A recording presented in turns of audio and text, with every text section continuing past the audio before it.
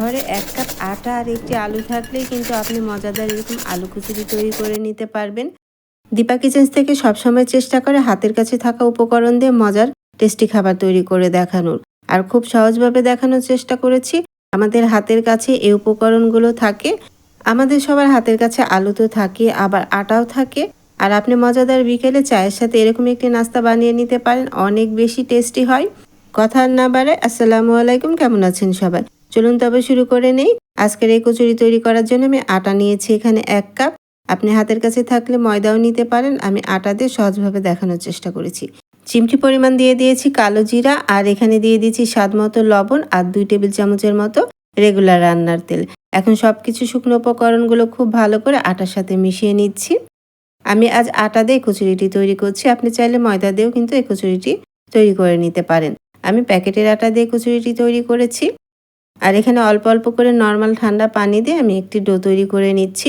আমরা পরোটা বা রুটি খাই যেভাবে, সেরকম একটি শক্ত ডো তৈরি করে নিতে হবে। আর পানিটা অবশ্যই অল্প অল্প করে দিতে হবে, একভাবে দিতে যাবেন না, যেহেতু এখানে আমি তেল দিয়ে আগে আটাটা খুব ভালো করে মিশিয়ে নিয়েছি, সেজন্য এখানে পানির পরিমাণটা কম লাগবে। আর শক্ত একটা ডো করে নিয়েছি আমি এখানে। আর আমি যে কাপ দিয়ে আটাটা মেপে দিয়েছি, ১ কাপ আটার জন্য অর্ধেক কাপ পানি লেগেছে আমার। এভাবে আমি ডোটা খুব ভালো করে মথে নিচ্ছি, দেখতে পাচ্ছেন। ডোটা আমার মথা হয়ে গেছে। এখন আমি রেস্টে রেখে দেবো ১০ মিনিটের জন্য। আর ১০ মিনিট পর এই ডোটা আরও বেশি অনেক সফট হয়ে যাবে। পানির পরিমাণটা আপনাদেরকে দেখিয়ে দিয়েছি। এই পরিমাণে যদি আপনারা পরিমাপটা ঠিক রাখেন, তাহলে আপনাদেরও এরকম সুন্দর একটি কচুরি তৈরি হয়ে যাবে। কচুরি তৈরি করার জন্য এখানে আমি একটি আলু নিয়ে নিয়েছি। আলুর খোসাটা ছাড়িয়ে দিচ্ছি। আমি প্রথমেই বলেছি ১ কাপ আটা আর একটি আলু দিয়ে আমি কচুরি তৈরি করব।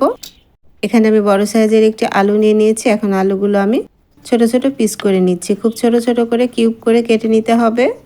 যারা আমার ইউটিউব চ্যানেলটি এখনও সাবস্ক্রাইব করেননি, তারা আমার ইউটিউব চ্যানেলটি সাবস্ক্রাইব করে দিতে পারেন। আমার চ্যানেলে অনেক নাস্তার রেসিপি দেওয়া আছে, আরও অনেক নতুন সহজ সহজ রেসিপি আসছে। চাইলে আমার ইউটিউব চ্যানেলটি সাবস্ক্রাইব করে রাখতে পারেন। আর যারা ফেসবুক পেজ থেকে দেখছেন, তারা অবশ্যই আমার ফেসবুক পেজটি ফলো দিয়ে রাখবেন। একটি লাইক, কমেন্ট, শেয়ার করে দেবেন। এভাবে সবগুলো আলু আমি কেটে নিয়েছি, দেখতে পাচ্ছেন। একটু ছোট ছোট করে কাটতে হবে। আমি আলু কচুরিগুলো এভাবে আলু কেটে তৈরি করছি। আপনি চাইলে সেদ্ধ করে ওই আলু কচুরিটা তৈরি করতে পারেন। আলু কচুরি তৈরি করার জন্য এখন আমি আলু কচুরির ভিতরে পুরটা তৈরি করে নেব। সেজন্য ২ টেবিল চামচের মতো রেগুলার রান্নার তেল দিয়েছি, আর ১ টেবিল চামচের মতো পাঁচফোড়ন দিয়েছি। এই পাঁচফোড়নটা দেবেন, খুব সুন্দর একটা ঘ্রাণ আসে। হাফ কাপের মতো পেঁয়াজ কুচি দিয়েছি। আর এখানে তেলের পরিমাণটা কম দিতে হবে, যেহেতু আমরা আলু কচুরিগুলো পরে ভেজে নেব, সেজন্য তেলের পরিমাণটা একটু কম দিতে হবে। পেঁয়াজটা যখন একটু নরম হয়ে এসেছে, তখন এখানে আমি হাফ টেবিল চামচের মতো আদা রসুনের পেস্ট দিচ্ছি, আর হাফ টেবিল চামচের মতো জিরা পেস্ট দিচ্ছি। আদা রসুন আর জিরাটা একটু তেলের সাথে ভেজে নিচ্ছি, যাতে আদা রসুনের কাঁচা গন্ধটা কেটে যায়। এখানে কিন্তু কোনো রকম পানি দেওয়া যাবে না, তেলের মধ্যেই কিন্তু মশলাটা একটু ভেজে নিতে হবে। মশলাটা ভাজা ভাজা হয়ে গেছে, সুন্দর একটা ঘ্রাণ এসেছে। এখন আগে থেকে আলুগুলো যে আমি কেটে ধুয়ে রেখেছিলাম, সেই আলুটা এই পেঁয়াজের উপরে দিয়ে আবার একটু ভেজে নিচ্ছি। আর এখানে আমি কিছু মশলা দিয়ে দিচ্ছি। এখানে হাফ টেবিল চামচের মতো ধনিয়া গুঁড়ো, হাফ টেবিল চামচের মতো হলুদ গুঁড়ো, হাফ টেবিল চামচের মতো লাল মরিচের গুঁড়ো দিয়েছি, আর এখানে স্বাদ মতো লবণ দিয়েছি। আর এখন মশলার সাথে আলুটা খুব ভালো করে ভেজে নিতে হবে। আমি চুলার আঁচটা কিন্তু মিডিয়াম করে রেখেছি। এখানে কিন্তু প্রথমে পানি দেওয়া যাবে না, আগে মশলার সাথে খুব ভালো করে আলুগুলো ভেজে নিতে হবে। আলুগুলো যখন একটু ভেজে মশলাগুলো ভাজা হয়ে গেছে, কাঁচা গন্ধটা চলে গেছে, এখন ১ কাপ পানি দিয়ে দিচ্ছি। আর চুলার আঁচটা মিডিয়াম করে রেখে আমি ঢেকে আলুগুলো সেদ্ধ করে নিচ্ছি। মাঝে ঢাকনাটা উঠিয়ে একটু নেড়ে দিতে হবে। আর এখানে আমি ১ টেবিল চামচের মতো চাট মশলা দিচ্ছি। আর চাট মশলাটা কিভাবে তৈরি করতে হয় সেটা আমার চ্যানেলে দেওয়া আছে, চাইলে দেখে আসতে পারেন। চাট মশলাটা দিলে এই আলু কচুরিটি খেতে কিন্তু অনেক বেশি টেস্টি হয়, অনেক সুন্দর একটা ঘ্রাণ আসে। আর 80% মতো কিন্তু আলুটা সেদ্ধ হয়ে গেছে। আমি আবারও ঢেকে দিচ্ছি। ঢেকে ২ মিনিটের মতো রান্না করে নিয়েছি। আলুগুলো সেদ্ধ হয়ে গেছে, এখন আমি একটু ভেঙে দিচ্ছি, তাহলে একটু কচুরিটা একটু খেতে ভালো লাগবে, একটু নরম হবে। মাঝে একটু ভেঙে দেবেন, তবে একবারে গুঁড়ো করে দেওয়ার প্রয়োজন নেই। এখন আমি নামানোর আগে দিয়ে দিলাম ২ টেবিল চামচের মতো কাঁচামরিচ কুচি, আর ২ টেবিল চামচের মতো ধনিয়া পাতা কুচি। এগুলো নামানোর আগেই দিবেন, তাহলে খুব সুন্দর একটা ধনিয়া পাতার ঘ্রাণও আসে, কাঁচামরিচের ঘ্রাণটাও খুব সুন্দর আসে, খেতে অনেক ভালো লাগে। আর চুলার আঁচটা মিডিয়াম করে আমি আলু কচুরির ভিতরের পুরটা তৈরি করে নিয়েছি, হয়ে গেছে। এখন আমি নামিয়ে নিচ্ছি। এখন আমি আলু কচুরি তৈরি করে নেব, সেজন্য আগে থেকে যে আমি ডোটা রেডি করে রেখেছিলাম, সেটা আমি ঢেকে রেখেছি। অবশ্যই ঢেকে রাখতে হবে। আর দেখতে পাচ্ছেন নিশ্চয়ই কত বেশি সফট হয়ে গেছে। এখন আমি যে আলু কচুরি তৈরি করব সেজন্য ছোট ছোট লেচি কেটে নিয়েছি। আপনারা আলু কচুরি যদি একটু বড় খেতে চান তাহলে লেচিগুলো আরেকটু বড় করে কেটে নেবেন। আমি এখানে 10 পিস করে নিয়েছি 1 কাপ আটা থেকে। এখন আমি কচুরিগুলো তৈরি করে নেব, সেজন্য আমি এখানে সামান্য পরিমাণ আটা দিয়েছি, দিয়ে একটা ছোট্ট রুটি বেলে নিচ্ছি। আর আপনি চাইলে এই কচুরিটা হাত দিয়েও তৈরি করে নিতে পারেন, আবার এভাবে বেলে করে নিতে পারেন। আর কচুরিগুলো হাত দিয়ে তৈরি করে নিলেও কিন্তু অনেক বেশি টেস্টি হয়, ভিতরে পুরটা সম্পূর্ণ ভিতরে ছড়িয়ে যায়। যারা বেলা বলি ঝামেলা করতে চাচ্ছেন না তারা হাত দিয়েও তৈরি করে নিতে পারবেন। আর এভাবে ভাঁজ দিয়ে ফোল্ড করে নিতে হবে। আর পুরটা কিন্তু খুব বেশি দেওয়া যাবে না, তাহলে কিন্তু ভিতর থেকে বের হয়ে আসবে। আর এভাবে মুড়িয়ে দিয়ে আবার আমি একটু বেলে নিচ্ছি। আর আপনি চাইলে পুরোটাও কিন্তু হাত দিয়ে তৈরি করে নিতে পারেন। আমি কিছু হাত দিয়ে করেছি, কিছু বেলে দেখাচ্ছি আপনাদের সুবিধার জন্য। যারা কচুরি বেলাবেলি ঝামেলা করতে চাচ্ছেন না তারা হাত দিয়েও কিন্তু এই কচুরিগুলো তৈরি করে নিতে পারেন। হাত দিয়েও কিন্তু তৈরি করা অনেক বেশি সহজ।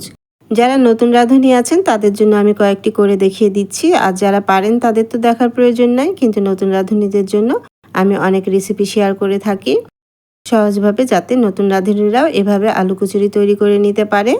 কিছু কচুরি কিন্তু আমি হাত দিয়েও কিভাবে চেপে চেপে তৈরি করতে হয় সেটাও আমি দেখিয়ে দিয়েছি।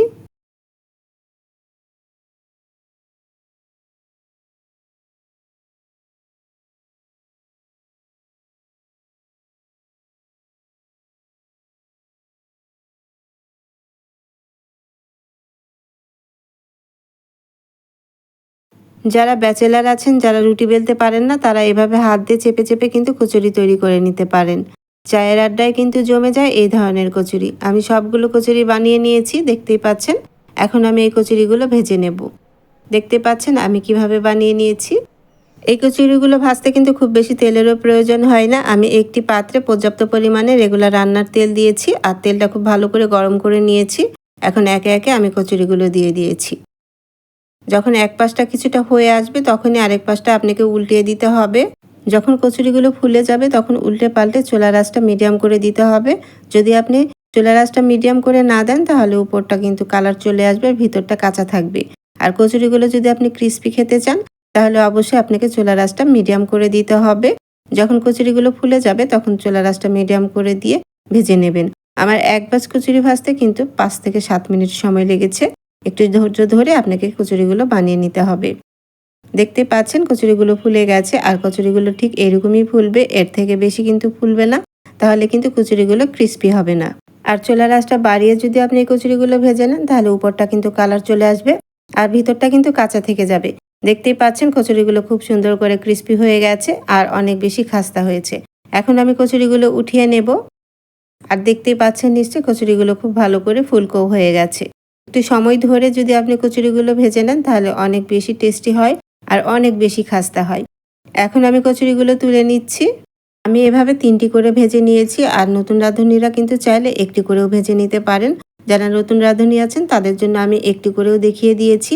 একটি করেও কিন্তু কচুরিগুলো ভেজে নিতে পারেন। আর দ্বিতীয় বেচটি যখনই ভাজতে যাবেন তখন কিন্তু তেলটা একটু গরম থাকে, তখন চুলার আঁচটা আর একটু লো করে দিয়ে তারপরে কচুরিগুলো ভেজে পরে আবার চুলার আঁচটা বাড়িয়ে দেবেন।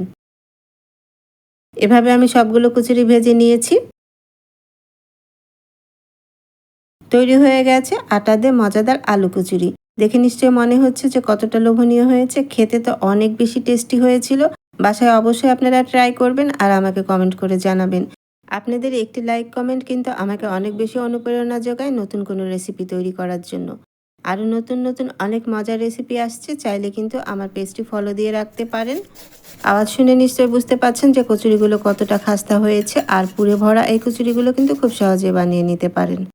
আজ বিদায় নিয়ে নেব, চলে আসবো আবার অন্য কোনো নতুন ও সহজ রেসিপি নিয়ে। আল্লাহ আপনাদের ভালো রাখুন, সুস্থ রাখুন, ভালো থাকবেন সবাই। আসসালামু আলাইকুম।